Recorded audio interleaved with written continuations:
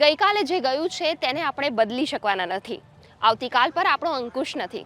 તેમ છતાં આજને સારી રીતે જીવીને, તેમાં પૂરતા પ્રયત્નો કરીને, પોતાની કુશળતા કેન્દ્રિત કરીને આવતીકાલને જરૂરથી બહેતર બનાવી શકીએ છીએ. જી દોસ્તો, આમ જ પોતાના પ્રયત્નો થકી અન્યોના ભવિષ્યને ઉજ્જવળ બનાવતા લોકોની વાતો, પ્રેરણાદાયી ખબરો અમે આપના સુધી લઈને આવીએ છીએ દર સપ્તાહે આપના ગમતા અને એવોર્ડ વિનિંગ કાર્યક્રમ ગુડ ન્યૂઝ ગુજરાતના માધ્યમ દ્વારા. નમસ્કાર, હું છું નિકેતા શુક્લા, આપનું સ્વાગત કરું છું અને શરૂ કરીએ સકારાત્મક ખબરોની આજની કડી ગુડ ન્યૂઝ ગુજરાત. મિત્રો, તમે ઘણા ભવનના નામ સાંભળ્યા હશે: રાજભવન, ઉચ્ચ ન્યાયાલય ભવન, વિધાનસભા ભવન વગેરે. પણ આજે અમે તમને જે ભવન બતાવવા જઈ રહ્યા છે એ કોઈ સત્તાનું ભવન નથી, પરંતુ સેવા અને સમર્પણ માટે હંમેશા તૈયાર રહેતી ખાખી સેનાનું ભવન છે. જી હા, અમદાવાદમાં બનાવવામાં આવ્યું છે પોલીસ કર્મીઓ માટે ખાખી ભવન, જેનું લોકાર્પણ તાજેતરમાં જ રાજ્યના નાયબ મુખ્યમંત્રી હર્ષ સંઘવીના હસ્તે કરવામાં આવ્યું છે.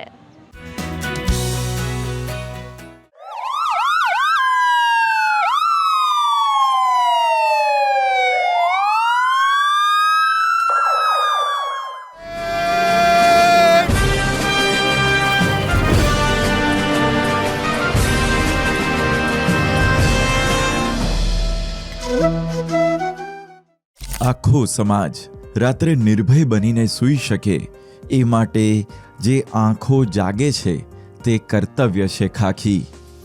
ડર સામે ડટીને ઊભા રહે અને લોકોના ન્યાય માટે લડે તે નેતૃત્વ છે ખાખી. ઘર પરિવાર બધું પાછળ રાખી ફરજને આગળ રાખે તે મિજાજ છે ખાખી. ખાખી એ ફક્ત યુનિફોર્મ નથી, પણ સમાજની સુરક્ષાની શપથ છે, જે દેશ માટે 24 કલાક કટિબદ્ધ રહે છે. તો આ ખાખીની સુરક્ષા કરવી તે પણ સૌની જવાબદારી છે. આ વાતને ધ્યાનમાં રાખી અમદાવાદ મકરબા ખાતે બનાવવામાં આવ્યું છે ગુજરાતનું પહેલું ખાખી ભવન. આજે અમદાવાદ ગ્રામ્યના પોલીસ હેડક્વાર્ટરમાં મકરબામાં જે ખાખી ભવન બનાવેલો છે, ખાખી ભવન માનનીય ડેપ્યુટી સીએમ સાહેબના નિર્દેશાનુસાર ડીજી સાહેબ તરફથી બનાવવામાં આવેલો છે. તો ખાખી મતલબ તમામ ખાખી પહેરેલા તમામ કર્મચારી અને અધિકારી એક જ પરિવારના ભાગ છે, અને એ તમામને એક સમાન પ્રકારની વ્યવસ્થાઓ મળે, સમાન પ્રકારની એને સુવિધાઓ મળે, એને માટે ખાખી ભવન તૈયાર કરવામાં આવેલો છે. ખાખી ભવનમાં ટોટલ 26 રૂમ છે. અહીંયા અમદાવાદમાં બંદોબસ્ત કરવા માટે યા કોઈ પણ પ્રકારની ઓફિશિયલ ડ્યુટી માટે યા પછી કોર્ટમાં મુદ્દતમાં આવતા હોય એ તમામ અધિકારીઓ અને કર્મચારીઓ માટે આ એક ડિગ્નિફાઈડ અકોમોડેશન છે, અને આ અકોમોડેશન તમામ પ્રકારની જે મોડર્ન ફેસિલિટી છે એનાથી સુસજ્જ છે. સારી એક મેસ છે, રૂફટોપ કેફે જેવું પણ છે. તો આ તમામ પ્રકારની સુવિધાઓ એમાં ખાખી ભવનમાં છે. ઓ જે પ્રોજેક્ટ છે આ પોલીસ વેલફેર ના ફંડથી બનેલો છે, અને એમાં સરકારશ્રીનો પણ ઘણો યોગદાન રહેલો છે. રાજ્યભરમાંથી ડ્યુટી માટે કે અન્ય કાર્યવાહી માટે આવનાર દરેક પોલીસ કર્મીઓ આ ખાખી ભવનમાં આવીને રોકાઈ શકે. કોઈ પણ સેના મજબૂત ત્યારે બને જ્યારે તેમનું મન શાંત હોય, પરિવાર નિશ્ચિંત હોય. એટલે જ આ ખાખી ભવનમાં આરામને લક્ઝરી નહીં, પરંતુ ફરજ બજાવવાની શક્તિ માનીને અહીં અદ્યતન સુવિધાઓ રાખવામાં આવી છે. આ ખાખી ભવનની અંદર ડાઇનિંગ એરિયા, ઇન્ડોર જીમ તેમજ ઇન્ડોર ગેમનો હોલ બનાવેલો છે. કોન્સ્ટેબલથી લઈને ડીવાયએસપી કક્ષાના તમામ અધિકારીઓથી કર્મચારીઓનો સમાવેશ કરી લેવામાં આવે છે એમની સુવિધાઓ માટે. જ્યારે ગુજરાતમાંથી કોઈ પણ કર્મચારી, અધિકારી અમદાવાદ જિલ્લામાં આવતા હોય છે ત્યાંથી અહીંયા અથવા તો અહીંયાથી પસાર થતા હોય છે, તો એમના માટે એક ઘર જેવી સુવિધા ઉપલબ્ધ થાય તે સારું આ ખાખી ભવનનું નિર્માણ કરવામાં આવ્યું છે. મહિલા કર્મચારીઓ માટે બી અલગ વ્યવસ્થા રાખેલી છે, મહિલા અધિકારીઓ માટે બી અલગ વ્યવસ્થા, તેમજ પુરુષ કર્મચારી અને પુરુષ અધિકારીઓ માટે બી સવલત કરવામાં આવી. જે 26 રૂમ છે તે એની અંદર ડબલ બેડના બેડ રાખવામાં આવેલા છે, તેમજ ઉપર જે ડોરમેટ્રી કરેલી છે એની અંદર ટોટલ 32 પર્સન રોકાઈ શકે. જેમ જે ખાખી ભવન છે આ ગુજરાત પોલીસના તમામ અધિકારીઓ અને કર્મચારીઓનો પોતાનો ભવન છે. એને જ્યારે પણ અમદાવાદ આવો એને યુઝ કરવાનો, એને સાફ સફાઈ રાખવાની, એને વ્યવસ્થિત જોઈએ, એને ડિગ્નિફાઈડ રીતે રાખવાનો આ તમામની જિમ્મેવારી છે. હું આપને વિનંતી કરું છું કે જ્યારે પણ અમદાવાદ આવો તો અવેલેબિલિટીના આધારે જોઈએ તમામ પણ અહીંયા રોકાવીશું. કોઈ પણ સમયે કોઈ પણ સ્થાને તહેનાત રહેતી ખાખી પણ આખરે માણસ છે. તેને પણ ક્યારેક હૂંફની જરૂર હોય ત્યારે આ ખાખી ભવન એ માત્ર ઇમારત નહીં પરંતુ સમગ્ર સમાજની સુરક્ષા માટેનું એવું રોકાણ છે જે અનેક પોલીસ કર્મીઓને નવી ઉર્જા, નવો ઉત્સાહ અને વધુ કામ કરવાની શક્તિ આપશે. ગુડ ન્યૂઝ ગુજરાત માટે કેમેરામેન લક્ષ્મણ રાજપૂત સાથે ખ્યાતિ બાજપાઈ જૈનનો રિપોર્ટ. શાળામાં ભણતરની સાથે સાથે જીવન જીવવાની સમજ પણ કેળવાય તો કેવું? અમદાવાદમાં એક એવો પ્રોજેક્ટ ચાલી રહ્યો છે કે જ્યાં બાળકો પોતાના મનની વાત મુક્તપણે કહી શકે છે. એક નાનું લેટર બોક્સ, પરંતુ બદલાવની મોટી શરૂઆત. આ છે સારથી પ્રોજેક્ટ કે જે બાળકો, વિદ્યાર્થીઓ, માતા પિતા અને શિક્ષકોને બદલાવની નવી દિશા આપી રહ્યું છે. તો ચાલો જાણીએ કેવી રીતે આ નવી પહેલ બાળકોના જીવનમાં સકારાત્મક બદલાવ લાવી રહી છે.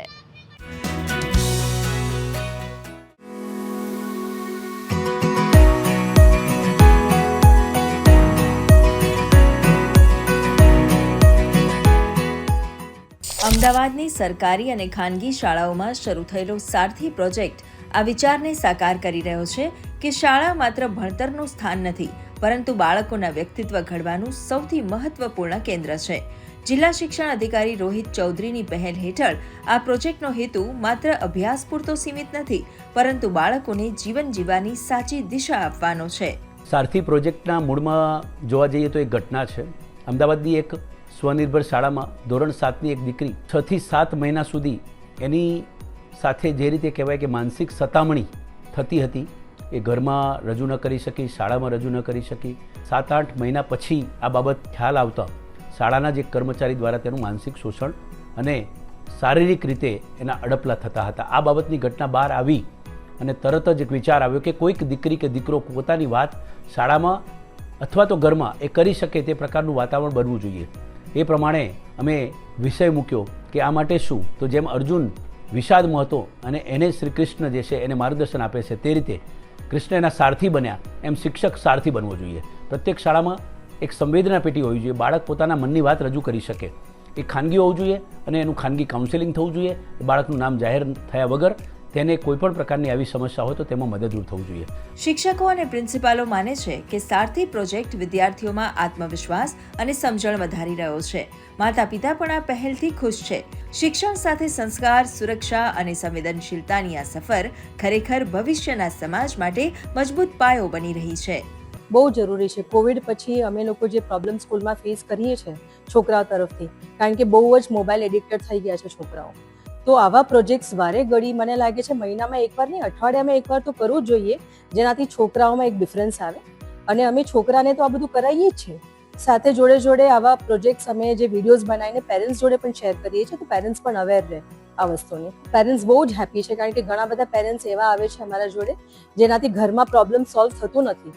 એમની એક્સપેક્ટેશન અમારા જોડે જ રહીએ છે કે અમે આ બધી પ્રોબ્લેમ સોલ્વ કરીએ, તો પેરેન્ટ્સનું ખૂબ જ સપોર્ટ છે અમને.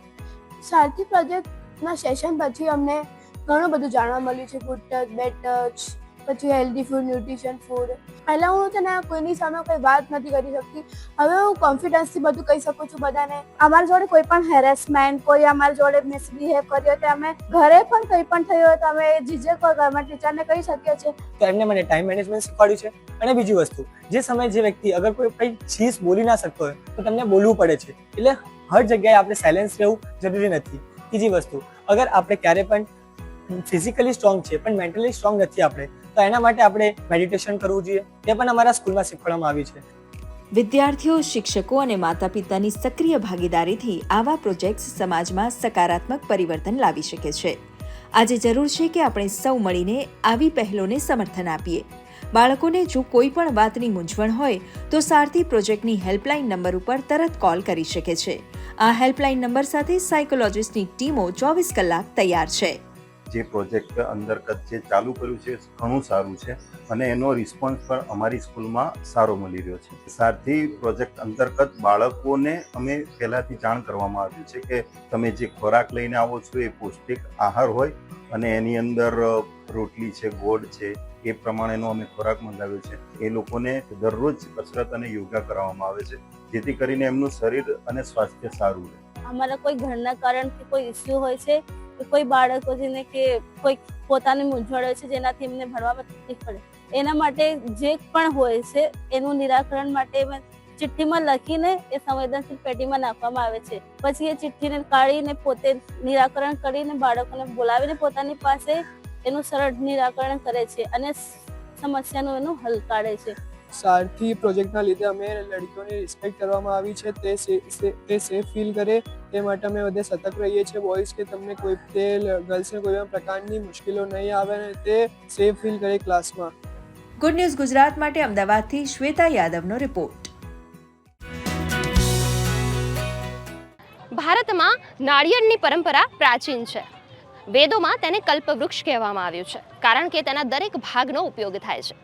ત્યારે વડોદરાના એક યુવાને આ વારસાને આધુનિક ટ્વિસ્ટ આપી નાળિયેરમાંથી બનાવ્યું છે ફેશન, ફર્નિચર અને ફાઇન જ્વેલરીનું માધ્યમ.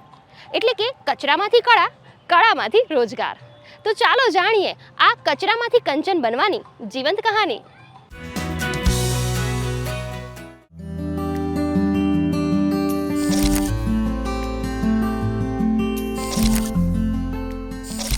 એક સમય હતો જ્યારે નાળિયેર માત્ર પૂજા અને પ્રસાદ પૂરતું સીમિત હતું અને તેનો ઉપયોગ પતે એટલે સીધું નાળિયેર જતું કચરામાં.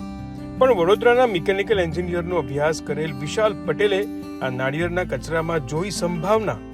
વર્ષ 2014માં મિકેનિકલ એન્જિનિયરિંગ પૂર્ણ કર્યા બાદ આ યુવાને 2016માં નાળિયેરના સૂકા અને ભીના બંને પ્રકારના વેસ્ટ પર સંશોધન કરવાનું શરૂ કર્યું. ખબર પડી કે સાઉથમાં આ બહુ મોટો બિઝનેસ છે, તો પછી મેં સાઉથમાંની ટ્રેનિંગ લીધી અને સૌ પ્રથમ પહેલાં અમે આની મશીનરી બનાવી અને પછી અમે આની શરૂઆત 2016માં એક રિસાયકલિંગ પ્લાન્ટ તરીકે વડોદરા ખાતે અમે આની શરૂઆત કરી. સૌ પ્રથમ તો અમે વડોદરા આસપાસના અને વડોદરા સિટીની અંદર જેટલા પણ મંદિરો છે, જે લોકલ વેન્ડરો છે જે નાળિયેર વેચે છે, જે ચટણી બનાવતી અલગ અલગ જે ફૂડ પ્રોસેસિંગ કંપનીઓ છે, ત્યાંથી અમે નાળિયેરના હસ્ક એકઠા કરીએ છીએ અને અમારા પ્લાન્ટ ઉપર લાવીને એની અલગ અલગ પ્રોડક્ટો બનાવીએ છીએ. ભારતમાં વાર્ષિક 3.5 કરોડ ટન કૃષિ કચરો પેદા થાય છે અને આ કચરા વ્યવસ્થાપનની સમસ્યાઓ વધી રહી છે. ત્યારે આ સ્ટાર્ટઅપ નાળિયેરના ફાઈબરમાંથી બનાવે છે કાથાની દોરી, 2 ply yarn, cocopeat powder, potting mix, hanging basket, gardening pots, પર્યાવરણને અનુકૂળ ફર્નિચર અને હસ્તકલા ઉત્પાદનો. કોકોપીટ નારિયેળના છીણમાંથી બને છે, ઝીરો વેસ્ટ હોય છે એનું.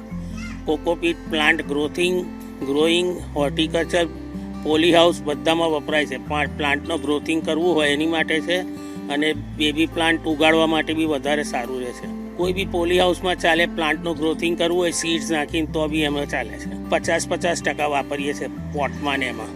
તેઓ માત્ર પ્રોડક્ટ્સ જ નથી બનાવતા, પરંતુ ઝીરો વેસ્ટનો સિદ્ધાંત પણ અમલમાં મૂક્યો છે અને સુરત, આણંદ, રાજકોટ, ભાવનગર સાથે જ રાજસ્થાન, મહારાષ્ટ્ર અને મધ્યપ્રદેશ સુધી તેમના બનાવેલ ક્રશર મશીન અને ટેકનોલોજી પહોંચી ચૂકી છે.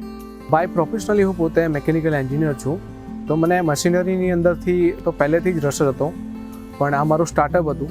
તો મેં વિચાર્યું કે હું આની અંદર જ બધી અલગ અલગ મશીનરીઓ બનાવું. તો સૌપ્રથમ 2016માં એક નાનું 10 HPનું ડીફેબ્રિંગ મશીન બનાવ્યું. પછી એમાં R&D કરીને અમે અલગ અલગ ટાઈપના અત્યારે 10 HPથી માંડીને 75 HP સુધીના જમ્બો ક્રશર બનાવીએ છીએ, જે સ્પેશિયલી કોઇલ ઇન્ડસ્ટ્રીમાં યુઝ થાય છે.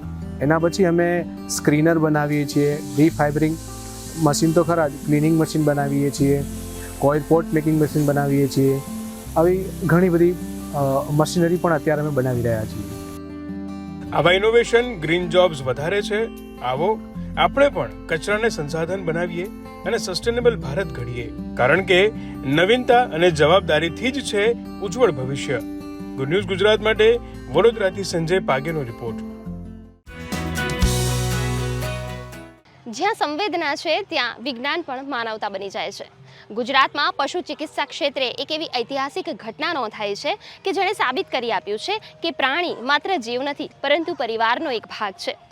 આણંદમાં એક એવી સ્પેશિયલ સ્ટોરી સામે આવી છે કે જેમાં બિલાડીનો જીવ બચાવવા માટે ડોક્ટરોએ અથાગ મહેનત કરી છે અને જીત્યા પણ છે.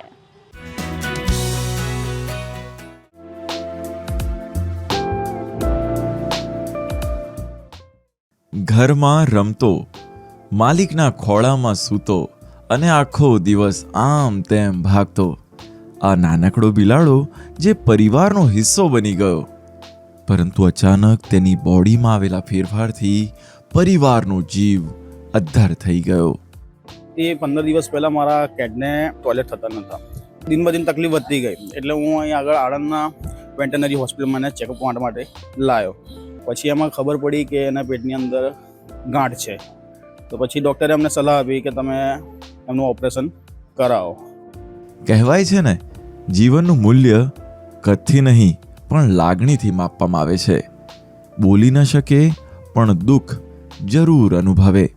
એવા એક નાનકડા બિલાડા માટે લીવર કેન્સર જેવી ગંભીર બીમારી જીવન અને મરણ વચ્ચેની લડાઈ બની ગઈ. પરંતુ આણંદ કામધેનુ યુનિવર્સિટીના પશુપાલન અને પશુ ચિકિત્સા મહાવિદ્યાલયે ખૂબ જ ધીરજ અને સમજદારી સાથે આ કેસને પાર પાડ્યો અને મેક્સ ફરીથી દોડતો થઈ ગયો. અમે જ્યારે પણ ફિઝિકલ એક્ઝામિનેશન કર્યું એટલે અમને લાગ્યું કે એને સમથિંગ અંદર કોઈક મોટો ગ્રોથ છે, એટલે કે માસ જેવું છે. તો અમે ફર્ધર ડાયગ્નોસિસ માટે એક્સરે કર્યું અને સોનોગ્રાફી કર્યું એટલે કન્ફર્મ થઈ ગયું કે અંદર કોઈ તો ટ્યુમર છે. એટલે અમે એના બ્લડ રિપોર્ટ કરાવ્યા, જેમાં એના લીવર ડેમેજ થવાનું ચાલુ થઈ ગયું હતું. એટલે થોડું અમે એને સ્ટેબલ કર્યું અને પછી એની અમે ઓપરેશન માટે રેડી કર્યા. ખુદને થોડું રીડિંગ કરવું પડે કેમ કે રેરેસ્ટ કેસ હોય એટલે આના રેફરન્સ પણ મને બહુ ઓછા મળતા હતા. મારે પાછું એનાટોમી ભણવું પડ્યું, એનાટોમી જોવું પડ્યું અને એને સર્જરીકલી કઈ રીતે રિમૂવ કરી શકાય એની મારે પોતાને એક જેને કહેવાય ને ઇમેજિનેશનમાં થોડી સર્જરીઓ કરવી પડી. જીવવાની શક્યતા મેક્સિમમ 99% ઓછી હતી. 1% જીવવાનું ચાન્સ હતું. જ્યારે એનું ઓપરેશન કરવામાં આવ્યું ત્યારે તે ટાઈમે ઓપરેશન પેટ કટ કર્યા તે ટાઈમે અંદર ઓલરેડી ગાંઠ એની ડેમેજ થઈ ગઈ હતી અને આખું પેટની અંદર ખૂબ બ્લડ હતું. ડૉક્ટર ફોરમે તો એમની મહેનત, એમના એક્સપિરિયન્સના મુતાબિક એમણે બહુ સારું કામ કર્યું. મારા મેક્સને, મારા છોકરા જેવો મેક્સને મારો બચાવી લીધો છે. અને મારા એ હોસ્પિટલનું મને ખૂબ એક્સપિરિયન્સ બહુ સારું લાગ્યું કે તાત્કાલિક સારવાર કરી એમણે અને બહુ સપોર્ટ આપ્યો. બિલાડીમાં લીવર કેન્સર આ ખૂબ રેર જોવા મળે છે, પણ કામધેનુ યુનિવર્સિટીના ડૉક્ટર ફોરમ અને તેમની ટીમે આ પડકારને સ્વીકારી લીવરના કેન્સરગ્રસ્ત ભાગને લોબેક્ટોમી જેવી અતિ જટિલ સર્જરી દ્વારા દૂર કર્યો.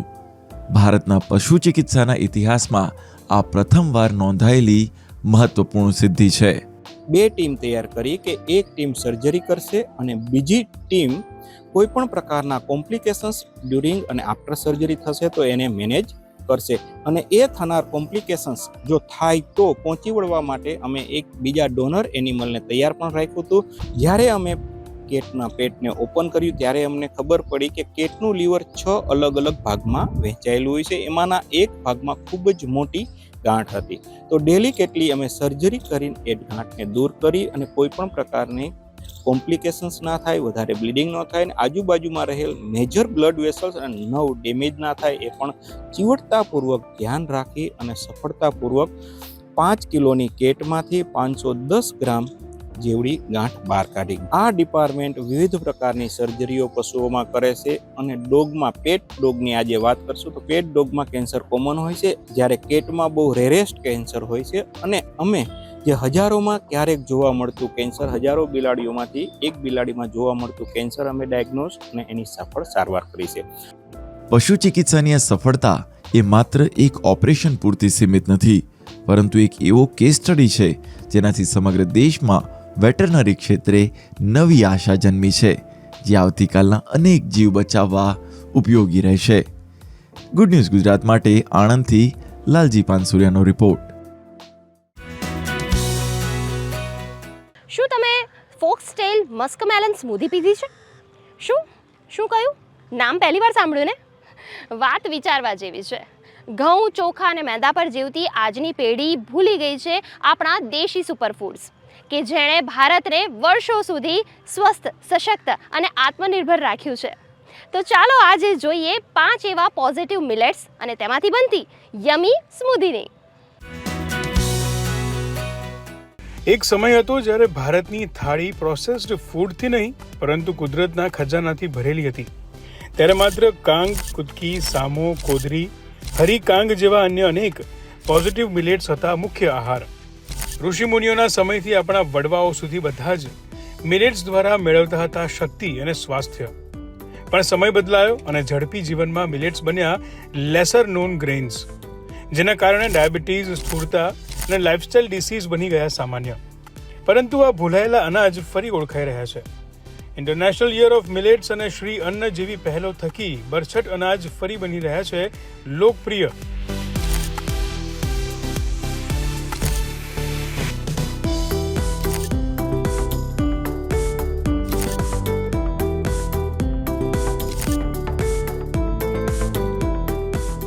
આ માત્ર ખોરાકની વાત નથી, આ છે આત્મનિર્ભર ભારતના સ્વસ્થ ભારત તરફ લઈ જવા માટેનું એક પગલું, જેમાં છે અન્નદાતાનો ફાયદો, ગ્રાહકનું સ્વાસ્થ્ય અને પર્યાવરણનું સંરક્ષણ. પણ એ કઈ રીતે? આવો જાણીએ નિષ્ણાંત પાસેથી.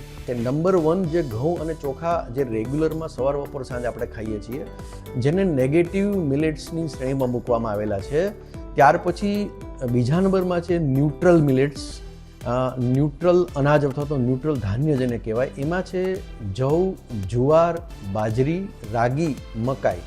મકાઈ એકચ્યુઅલી દાણો છે, પરંતુ આ બધા જે અનાજો છે જેને ન્યુટ્રલ મિલેટ્સ અને ગામડાઓમાં આજે પણ ખવાય છે અને વર્ષોથી આપણે ખાઈ રહ્યા હતા અને તે ખાઈ પણ શકાય છે. ત્રીજા અને જે અતિ આવશ્યક અને જરૂરી છે, જે આપણા આરોગ્ય, જે આપણી પ્રકૃતિ, જે આપણા પર્યાવરણ, જે આપણા ખેડૂતોની સ્થિતિ પણ સુધારી શકે છે, જે પશુ અને પક્ષી માટે પણ ફાયદાકારક છે, અને એવા પોઝિટિવ મિલેટ્સ એટલે કે પોઝિટિવ ધાન્ય, જેમાં હાલમાં 5 ધાન્ય જે અસ્તિત્વમાં છે, બાકીના લુપ્ત થયેલા છે. પોઝિટિવ મિલેટ્સ અનેક પ્રકારના છે, પરંતુ કાળક્રમે એને લુપ્ત કરી દેવામાં આવેલા છે. હવે ચાલો ઝટપટ એક મિલેટ રેસીપી જોઈએ. એનર્જીથી ભરેલી દેશી સ્મૂધી, ભારતની સ્મૂધી. ફરક એટલો છે કે આને 8 કલાક તમારે પલાળવા પડે. બાકી ઘઉં ચોખા અને મેંદાની વાનગી જેટલી સરળ છે એટલી જ મિલેટની વાનગી બનાવવી સરળ છે. એના ઇન્ગ્રીડિયન્ટ્સ છે ફોક્સટેલ મિલેટ એટલે કે કાંગ, શક્કરટેટી, ચિયા સીડ્સ, કોકોનટ મિલ્ક, કાજુ, મિક્સ સીડ્સમાં પમ્પકિન સીડ્સ અને સૂર્યમુખીના બીજ. હવે આપણે બધા ઇન્ગ્રીડિયન્ટ્સને મિક્સર બાઉલમાં કાઢી લઈશું અને ક્રશ કરી લઈશું. ક્રશ કરી લીધા બાદ આપણે એને ગ્લાસમાં કાઢી લઈશું અને ગાર્નિશિંગ માટે ઉપરથી આપણે ચિયા સીડ્સ અને મિક્સ સીડ્સથી ડેકોરેટ કરી અને સર્વ કરીશું. આ જે આપણે રેસીપી જોઈ એ ફોક્સટેલ મિલેટ એટલે કે કાંગની બનાવી હતી. એવી જ રીતે બાનિયાડ એટલે કે સામો, લિટલ એટલે કે કુટકી, કોદરી એટલે કે કોડો અને હરીકાંગ એટલે બ્રાઉન ટોપ મિલેટથી પણ આપણે આ સ્મૂધી બનાવી શકીએ છીએ, જે બાળકો અને મોટાઓ માટે ખૂબ જ હેલ્ધી અને ટેસ્ટી છે. पॉजिटिव मिलेट्स जो है kodo millet, barnyard millet, little millet, foxtail millet, brown top millet, इनके बारे में अभी जो अवेयरनेस आ रही है सोसाइटी में, तो हमने इसी को ध्यान में रखते हुए काफ़ी सारे प्रोडक्ट्स बनाए हैं, जिसमें मिलेट नूडल्स है, मिलेट पास्ता है, मिलेट कुकीज़ है, millet nachos are there, millet handvo is there. और ड्यू टू कि जैसे कि अवेयरनेस बढ़ रही है ग्लोबली, तो इसका बेनिफिट ये हो रहा है कि लोगों में भी अवेयरनेस आ रही है, दे आर कंज्यूमिंग. तो इससे लगते हुए बिजनेस अपॉर्चुनिटीज़ भी बढ़ रही हैं और हम लोग डिस्ट्रीब्यूशन में लोगों को हेल्प कर रहे हैं how to gain the business through millet. આ છે એ ધાન જે ભૂતકાળમાં આપણો આધાર હતો અને ભવિષ્યમાં બનશે આપણી તાકાત. ગુડ ન્યૂઝ ગુજરાત માટે અમદાવાદથી ક્ષમા કામદારનો રિપોર્ટ. ઉત્તરાયણ એક એવો તહેવાર છે કે જે પૂરા પરિવારને એક કરે છે. નાના મોટા સૌ કોઈ પોતાની મુશ્કેલીઓ પરેશાનીઓ ભૂલી આકાશમાં રંગબેરંગી પતંગ ચગાવવા અગાશીમાં પહોંચી જાય છે. આ એક એવું પર્વ છે કે જેમાં દાનનો મહિમા તો છે જ, પરંતુ આ પર્વ જુદા જુદા રાજ્યોમાં પોંગલ, બોડી, લોહરી, મકર સંક્રાંતિ તરીકે પણ ઉજવવામાં આવે છે. ત્યારે જોઈએ શું ખાસ હતું આ વર્ષની ઉત્તરાયણ 2026માં.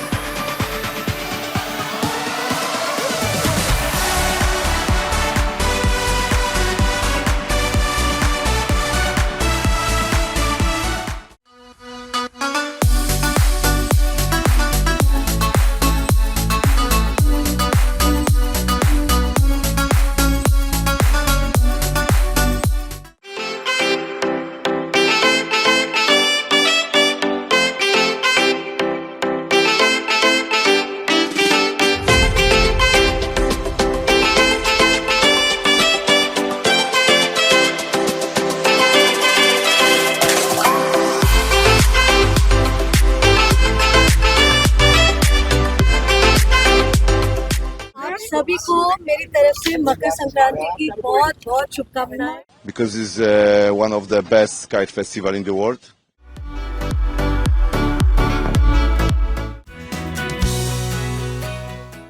દર્શક મિત્રો, આ હતો આજનો અમારો સકારાત્મક ખબરોનો કાર્યક્રમ ગુડ ન્યૂઝ ગુજરાત. આપ આપના અભિપ્રાય અને આવી જ ગુડ ન્યૂઝ અમને મોકલી શકો છો. અમારું ઈમેલ આઈડી છે goodnewsgujarat@gmail.com. આ એપિસોડ આપ અમારી YouTube channel DD news Gujarati પર પણ નિહાળી શકો છો. તો આ સપ્તાહે માત્ર આટલું જ. આવતા સપ્તાહે ફરીથી મળીશું. ત્યાં સુધી અમારી સમગ્ર ટીમને રજા આપશો. ધન્યવાદ.